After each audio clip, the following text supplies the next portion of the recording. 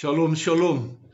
This video is the gospel portion from Matthew 26, verse 59 to 66 about Parashat Emor that is entitled Say or Speak to the Priest from Leviticus 21 to 24.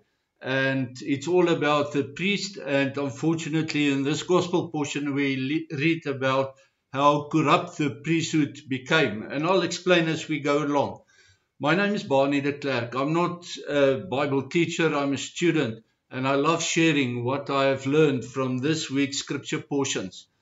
In the gospel portion, Matthew 26, we read about Yeshua's trial. It starts at verse 59 to 56. Yeshua's trial, illegal trial before the Sanhedrin in the middle of the night. And the Torah portion says something or speak to the priest and tell them what to do is very topical. I'll read a couple of verses just here and there just to pick up the line. The Sanhedrin tried getting false testimony against Yeshua so they could put him to death, but they found none. Some came forward, testify that he will destroy the temple and rebuild it in 3 days, but there's no Torah law against that, so nothing to charge him and find him guilty on. Eventually the Kohen Gadol stood up and said to Yeshua, "Have you no answer? What's this they testifying against you?" But Yeshua remained silent. You know, in this he was fulfilling Isaiah 53 verse 7. He was quiet like a lamb before his shearers. The high priest in attendance was the 68th high priest. His name was Joseph Caiaphas, and he was the son-in-law of Annas. Caiaphas was appointed by the Roman prefect Valerius Gratus in 18 AD. It's the year 18, Adu Domini, 18 the year. And he retained this position as high priest or Kohen Gadol under Pontius Pilate. Caiaphas had no legal right to the position, and the Jewish historians in fact note that the house of Annas was a stain on the temple service. The house of Annas dominated the position of the high priest. From Annas himself, he was also known as Ananus, incidentally. He was the 64th high priest, and his family dominated the high priesthood until the 72nd high priest, who was called Mattathias, and he was the 5th son of Annas. All of them were appointed to this position by the Romans, and it was under Annas that the Sadducees concocted this false doctrine that there's no life after death. It was a laughable human attempt to escape Adonai's justice in the afterlife. So after their deaths, they wanted it all, and they wanted it now, and they wanted no responsibility. But of course, that's not how it works in life. I want to make a statement about these two false witnesses who testified. That Yeshua did indeed say, "I'm able to destroy the temple of God and rebuild it in 3 days."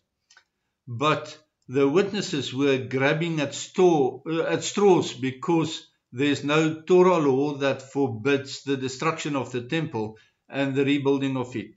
Caiaphas knew that his illegal midnight court case was blown away like drift sand, and that Yeshua did not break any laws. His pathetic evil plan to get rid of Yeshua was foiled. So he turned to Yeshua with empty threats, and there was absolutely no evidence of wrongfulness, and therefore no need for Yeshua to defend himself. Caiaphas, of course, knew that, and he was frustrated. In remaining silent, Yeshua gave enough rope for Caiaphas to hang himself. Yeshua probably was amazed at the enemy's incapacity, their inability to construct false evidence and to get false witnesses to agree. It was clear that he had to step in order to fulfill the writings of the prophets regarding his own execution on the stake, on the cross. Caiaphas says, question, have you no answer? What is this they testifying against you that remained unanswered? My question is, how do our unanswered prayers compare to Caiaphas' unanswered prayer? Do you also pray, have you no answer when you talk to Adonai, to him? Why would that be that there is no answer to your prayer? Either you have no standing in his court, like the house of Annas had no rightful standing in his court, or your self-righteous human faith falsely absconded you from all liability, like what it was the case for the house of Annas, and shifted the blame for your failings onto Adonai. There may be umpteen other reasons as well. Of course, Adonai has the right to answer no to our prayers. I don't question that. But to get no answer, as Caiaphas did, testifies that there's absolutely no connect between Caiaphas and Yeshua, between the sinner and Adonai. Caiaphas was so unworthy that he was not deemed fit to receive an answer. We have to pray in humility and submit to Adonai's will and call him in our lives. Then the relationship between him and us will develop, and the cycle of Bible readings and prayer that became an ongoing conversation between us and him will be testimony to that relationship. So we can talk to him then in our prayers, and he will answer. The Kohen Gadol then said to Yeshua, I charge you under oath by the living God, tell us if you are Mashiach ben Elohim. Tell us if you are the Messiah, the Son of God. To which Yeshua now answered, as you have said. What it means is, this is the truth. You said correctly, replied Yeshua. And then, because this trial was going nowhere, and according to the prophets, Yeshua had to die on the executioner's stake. He had to be crucified. So he knew he had to step in to come to the aid of this farce of a court case in order so that he can be convicted. So Yeshua continued in his answer to Caiaphas. He said, besides that, I tell you, soon after this, you will see the Son of Man, Ben Adam in Hebrew, sitting on the right hand of power and coming on the clouds of heaven. The Kohen Gadol, Caiaphas, then tore his clothes. Note that for the high priest to tear his clothes is something that's expressly forbidden in Torah law, and that comes from this week's Torah Parashat Emor as well. But Caiaphas broke the law here. He tore his clothes, and then he said to his illegal midnight court, this is blasphemy. Why do we need any more witnesses? Look, you've heard the blasphemy. What is your verdict? Guilty, they all answered. He deserves the death. So Yeshua had to step in to get that going. It was clear that the concocted midnight abomination of a trial was going nowhere. If Yeshua did not step in, there could be and there would be no conviction. He had to make it happen in order to fulfill the prophecy in the Bible, the writings of the prophets. With the 68th high priest, Joseph Caiaphas, ranting in frustration, demanding a simple direct answer to know if Yeshua was the Messiah, the Son of Elohim, he required a simple direct answer because he was spiritually blind. He could not see. Yeshua answered him with another brain twister. He was actually having fun, I think, in this. The question was, are you the Son of God? Yeshua's answer was, yes, I am. Simple and direct. But then he added the twist, I am the Son of Man. Are you the Son of God? I am the Son of Man. Yeshua is, of course, both the Son of Elohim, the Son of God, and the Son of Man. The title you use depends on your perspective of him. If you are a heavenly being, you up in heaven, you're looking down on Yeshua, on earth, of course, he's the Son of Man because he's born out of man. He's the second Adam. And therefore, the title, the Son of Man, is Yeshua's heavenly title. But here amongst us, under the moon, on earth, we look at Yeshua and we say he's the Son of God because he is. That's our perspective. He is truly God. He's truly man. He is, from an earthly perspective, he is the Son of God. So you can see Joseph Caiaphas asking from the earthly perspective, are you the Son of God? Yeshua answering from the heavenly perspective, I am the Son of Man. Caiaphas' earthly overlords, the Romans, would have been threatened also by Messiah ben David, by the Messiah who is going to liberate Israel from its enemies, by the re-establishment of the Davidic reign. And hence, Caiaphas' nervous question to Yeshua, are you the Messiah? But Yeshua, of course, he was the Messiah, but he was the suffering servant Messiah, the son of Joseph in prophecy. And in real life, remember, his earthly father, his adopted father, was called Joseph. In Judaism, there's an expectancy of one of two Messiahs, either Messiah Moshiach ben David, the King of Kings, or alternatively the leper Messiah, or the suffering servant Messiah called Moshiach ben Yosef, thinking of Joseph in Egypt. But as it is, as I say, God have an amazing ability to fulfill prophecy. He was on earth the adopted son of Joseph and the natural son of Mary, of course, of Miriam. That possibility, Messiah ben Yosef, never crossed Joseph Caiaphas' mind. Caiaphas' spiritual slave driver, the Satan himself, was also blind to the imminent threat to his stolen kingdom by the suffering servant Messiah. His hope of victory resulted in the first step, Yeshua's execution, of two steps in his own eternal defeat and damnation, and he realized it only too late. In answering Caiaphas, Yeshua added that Joseph Caiaphas will soon stand before him as the heavenly judge, sitting on the right hand of the all-powerful Father, and that will be a complete reversal of the roles of that evening. The Bible contains many warnings against corrupt judges, and Joseph Caiaphas counted amongst the worst of the corrupt judges ever. He knew it, and Yeshua's answer must have scared him.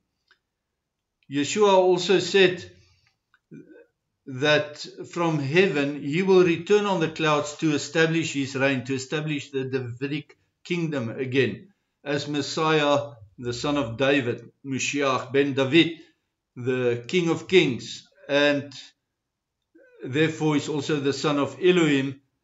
And Caiaphas will witness the event, he said. That was the horror that Caiaphas dreaded, and that horror that his beloved Roman overlords will be overthrown was what caused him to tear his clothes.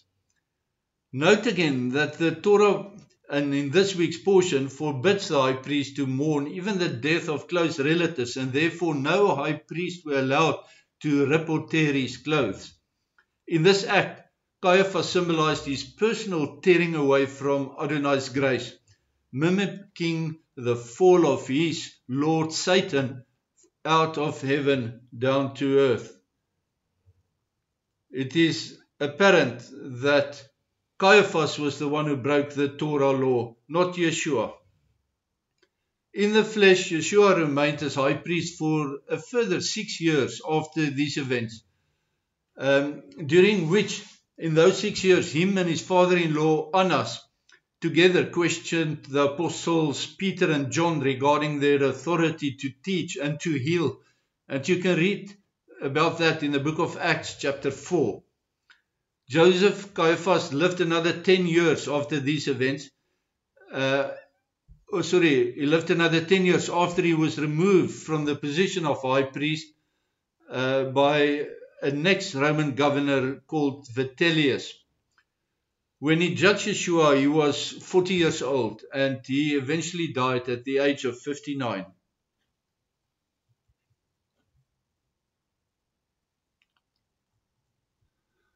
After these events, after Yeshua said he is the Son of Man, after Caiaphas said, "Oh, you've heard it for yourself," and tore his clothes, then adding physical abuse to the injury of a mistrial, the Sanhedrin insulted Yeshua by spitting on him, and they multiplied the injustice they carried by beating him with their fist and slapping him and asking him who slapped him.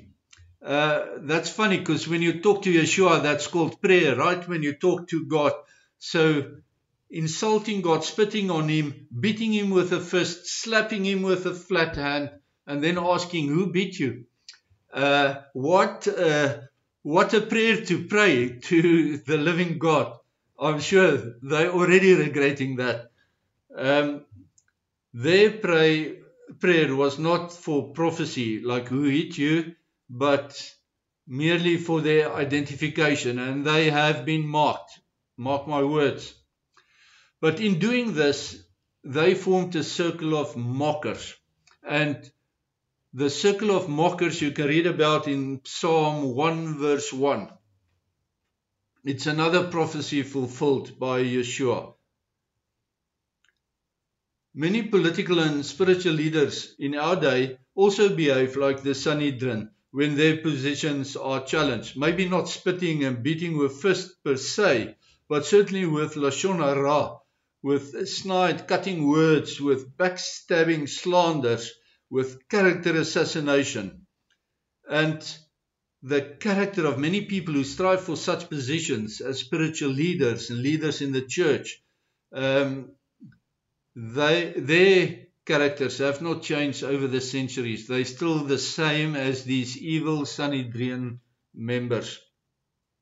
In this postmodern times we live in, many confessing followers of Yeshua also find themselves living in Islamic countries, and they face mistrials like Yeshua faced mistrials. And after the mistrials, they are beheaded for their faith. We know from the Bible those people, their souls reside in the throne room of the Almighty, where they're calling out to God the Father for justice. And we read in the book of Revelation that Adonai already answered them, saying, please be patient until the fullness of your numbers are reached, because here in the end time, in the last 7 years, there will be many more beheadings to complete the number of beheadings.